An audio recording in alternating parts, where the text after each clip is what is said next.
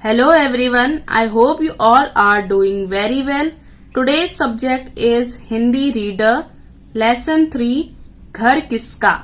हमारा पाठ 3 है घर किसका। आपसी विश्वास तथा समझ किसी भी समस्या के समाधान का सबसे अच्छा उपाय है। इससे हमारी सुरक्षा भी होती है तथा जरूरतों की पूर्ति भी। ऐसा न करने के क्या दुष्परिणाम होते हैं, आइए इस पाठ को पढ़ें और जानें। यह पाठ एक बहुत ही अच्छी कहानी है। इसमें आप जान पाएंगे कि दो लोगों के बीच में जब लड़ाई होती है तो उसमें फायदा हमेशा कौन उठाता है? तीसरा व्यक्ति उठाता है। तो हमें हमेशा मिलजुल कर रहना चाहिए। इस पाठ में हम इसी के बारे में पढ़ेंगे। तो आओ इस कविता को पढ़ते हैं। एक पेड़ था, उसके तने में एक बड़ा सा कोटर था। एक पेड़ था और उसके तने में क्या था? एक कोटर था। कोटर का क्या अर्थ होता है? यानी कि उस पेड़ के नीचे एक जगह पर होल बना हुआ था। क्या बना हुआ था? होल, यानी कि उसके अंदर एक छेद था। उसमें एक चिड़ा रहता था। उस पेड़ पर एक कौवा भी घोंसला बनाकर रहता था। उस पेड़ में दो पक्षी रहते थे, एक तो चिड़ा रहता था और दूसरा कौवा। उन दोनों का घोंसला वहां पर था। एक दिन सवेरे चिड़े ने कौवे से कहा, सुना है कि पास वाले प्रदेश में खूब धान हुआ है। मैं वहां जाकर आराम से रहूंगा, दाने चुनूंगा और तरोताजा होकर वापस लौट आऊंगा। यह कहकर चिड़ा पंख फड़फड़ाकर उड़ गया। तो क्या होता है? एक दिन सवेरे सवेरे चिड़े ने कौवे से कहा, क्या कहा? कि पास में ही एक प्रदेश है, वहां पर बहुत ज्यादा धान हुआ है। यानी कि धान का मतलब क्या होता है? चावल। चावल की खेती हुई है। मैं वहां पर जाऊंगा, वहां पे आराम से रहूंगा, वहां पे दाने चुनूंगा और वहीं पे खाऊंगा और तरोताजा होकर वापस आऊंगा। और ऐसा कहकर वो वहां से उड़ जाता है। कौवा चिड़े के लौटने का इंतजार करता रहा। पूरा दिन बीत गया, शाम हो गई, परंतु चिड़ा नहीं लौटा। कौवा चिंता करने लगा, क्या हुआ होगा? चिड़ा कुशल तो है ना? किसी शिकारी के जाल में तो नहीं फंस गया, या फिर बहुत सा धान देकर वहीं रुक गया है। बहुत दिन बीत गए पर चिड़ा नहीं लौटा। अंत में कौवे ने चिड़े के आने की आशा छोड़ दी। तो काफी दिन बीत गए, वहां से चिड़ा वापस नहीं आया। तो कौवे ने क्या सोचा कि अब वो वापस नहीं आएगा। उसने उसके आने की उम्मीद छोड़ दी थी। एक दिन एक खरगोश घूमता हुआ उस पेड़ के नीचे आ पहुंचा। उसने पेड़ के तने में एक बढ़िया और खाली कोटर देखा। उसने सोचा, चलो इस खाली कोटर में अपना घर बना लिया जाए। अगले दिन से ही वह उस कोटर में रहने लगा। चिड़े के लौटने की कोई आशा भी नहीं थी, इसलिए कौवे ने भी खरगोश को उसमें रहने से नहीं रोका। तो क्या हुआ? काफी दिन बीत गए और जो चिड़ा था वो वापस नहीं आया। तो वहां पर एक घूमते घूमते खरगोश आ गया और उसने देखा कि पेड़ के यहाँ पर एक कोटर है, यानी कि एक खाली जगह है, छेद है और ये खाली भी है। तो यहाँ पर क्यों ना मैं अपना घर बना लूं। तो यह सोचकर वह अगले दिन से ही उस कोटर में रहने लगा।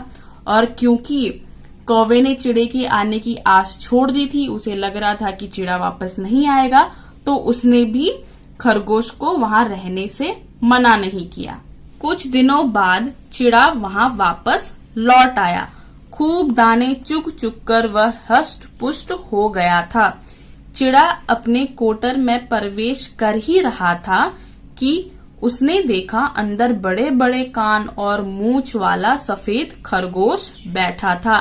चिड़े ने कहा, यह मेरा घर है, यह घर मेरा है, इसे खाली करो। तो क्या हुआ? कुछ दिन के बाद चिड़ा वापस लौट आया और उसने क्योंकि धान के बहुत ज्यादा दाने चुग लिए थे, तो अब वो कैसा हो गया था? काफी हेल्दी हो गया था, स्वस्थ हो गया था। और जब क्योंकि वो कोटर उसका था तो वो वहां पर जाने लगा, उसके अंदर जाने लगा। जैसे ही वह अंदर जाने लगा, उसने क्या देखा कि एक बड़े कान वाला, बड़े मूंछ वाला सफेद खरगोश उसके कोटर में बैठा हुआ है। तो चिड़े ने कहा कि यह मेरा घर है, इसे खाली करो।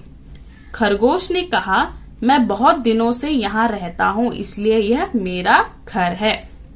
तो खरगोश ने क्या कहा, क्योंकि काफी दिन हो गए थे, चिड़ा वापस नहीं लौटा था, तो जब से वो वापस नहीं लौटा था तो खरगोश वहां पे रह रहा था, इसलिए खरगोश ने कहा कि मैं यहाँ बहुत दिनों से रह रहा हूँ, ये घर मेरा है। चिड़े ने कहा, पहले मैं यहाँ रहता था, इसलिए यह मेरा घर है। तो चिड़े ने क्या कहा कि यहाँ पर तो पहले मैं रहता था, इसलिए यह मेरा घर है। खरगोश ने अपने लंबे बड़े कान खड़े करते हुए कहा कि पशु पक्षियों के मामले में कहा जाता है कि जब तक वे किसी स्थान पर रहते हैं तभी तक उस स्थान पर उनका अधिकार माना जाता है।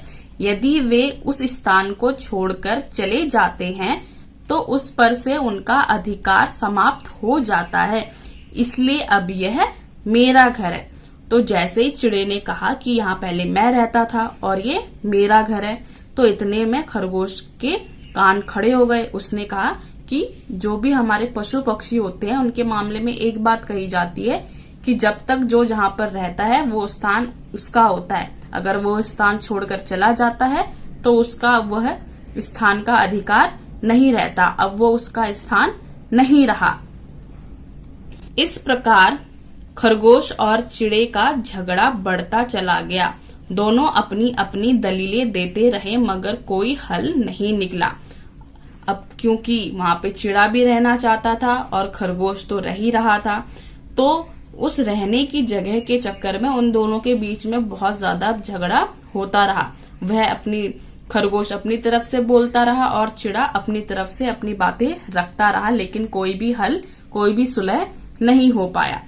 अंत में खरगोश ने कहा, हमें धर्म में आस्था रखने वाले किसी व्यक्ति से न्याय करने के लिए कहना चाहिए।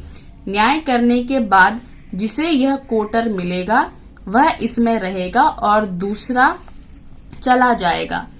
चिड़ा राजी हो गया। एक बिल्ला बहुत देर से चिड़े और खरगोश का झगड़ा सुन रहा था। वह तुरंत हाथ में माला लेकर जोर जोर से बोलने लगा, अब संसार में नहीं रहा कोई सार, बस अब धर्म ही है मेरा आधार। तो खरगोश ने अंत में क्या सोचा कि हम दोनों से तो ये सुलझ नहीं रहा है, तो क्यों ना हम एक ऐसे व्यक्ति से न्याय मांगे, न्याय करने के लिए कहें जो धर्म में आस्था रखता हो, विश्वास रखता हो, और जो भी न्याय होगा, जिसे भी कोटर मिलेगा वो इसमें रहेगा और दूसरा चला जाएगा। खरगोश की बात से चिड़ा भी राजी हो गया, लेकिन काफी देर से इन दोनों की बातें एक बिल्ला सुन रहा था। तो जैसे ही उसने सुना कि ये लोग धर्म में आस्था रखने वाले व्यक्ति के पास जाना चाहते हैं, तो तभी जो बिल्ला था हाथ में माला लेकर जोर जोर से बोलने लगा कि अब संसार में कोई भी सार नहीं रहा, अब सारा धर्म ही मेरा आधार है। यह देखकर खरगोश और चिड़े ने तय किया कि इस बिल्ले से ही फैसला कराया जाए। चिड़ा जानता था कि बिल्ला हमारा जन्म जन्मांतर से शत्रु है, इसलिए उससे दूर रहकर ही बात करनी चाहिए। चिड़े ने बिल्ले से दूर से ही कहा, नमस्कार, आप हमारा न्याय करें, हम में से जो दोषी है आज आप उसका भक्षण करें। तो क्या हुआ, तो खरगोश और जो चिड़े थे उन्होंने तय किया कि वो इसी बिल्ले से अपना फैसला करवाएंगे कि कौन इस कोटर में रहेगा और कौन नहीं। लेकिन जो चिड़ा था वो जानता था कि जो बिल्ला है वो उनका जन्मों से, कई जन्मों से उनका शत्रु है, यानी कि दुश्मन है। इसलिए उसने क्या सोचा कि वो दूर रहकर ही उस बिल्ले से बात करेगा। इसलिए उसने दूर से ही उसको नमस्कार किया और कहा कि हमारा न्याय करो और जो भी हम में से दोषी है उसको यहाँ से भगाओ। यह सुनते ही बिल्ले ने अपने कानों व आंखों पर हाथ रखकर कहा, राम राम, यह तुमने क्या कहा? मैंने तो मांस खाना छोड़ दिया है। अब तो अहिंसा ही मेरा परम धर्म है। मुझ पर विश्वास करो। मेरे पास आकर सारा झगड़ा ठीक प्रकार से बताओ। जब चिड़े ने कहा कि आप हमारा न्याय करो और जो भी दोषी होगा उसका भक्षण करो, यानी कि उसको खा जाना, उसने ये कहा, तो ये बात सुनते ही बिल्ली के कान खड़े हो गए। उसने क्या किया, कानों व आंखों पर हाथ रखकर कहा, राम राम, ये तुमने क्या कह दिया? मैंने तो मांस खाना छोड़ ही दिया, यानी कि किसी की हत्या करनी छोड़ ही दिया। अब मैं अहिंसा ही मेरा परम धर्म है, यानी कि अब मैं हिंसा नहीं करता, लड़ाई झगड़ा नहीं करता। तो मुझ पर विश्वास करो और मेरे पास आकर अपना झगड़ा ठीक प्रकार से बताओ।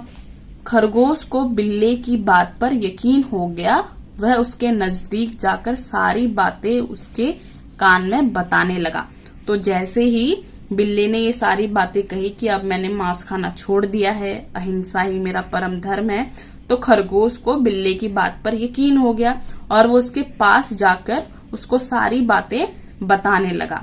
यह देखकर चिड़े में भी हिम्मत आ गई, वह भी बिल्ली के नजदीक आ गया।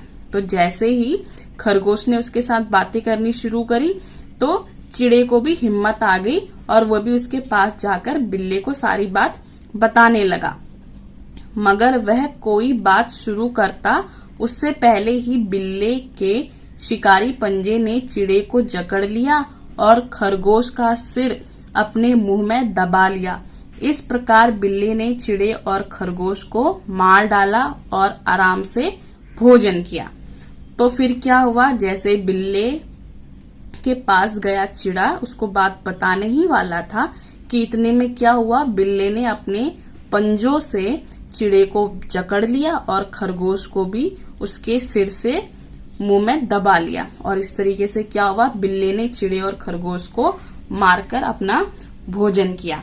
तो इस कहानी से हमें क्या शिक्षा मिलती है कि दो लोगों के झगड़े में कोई तीसरा ही फायदा उठाता है, इसलिए हमें मिलजुल कर हर समस्या को सुलझाना चाहिए। आई होप आप लोगों को ये कहानी समझ में आ गई होगी। Thank you for watching. Bye bye, take care.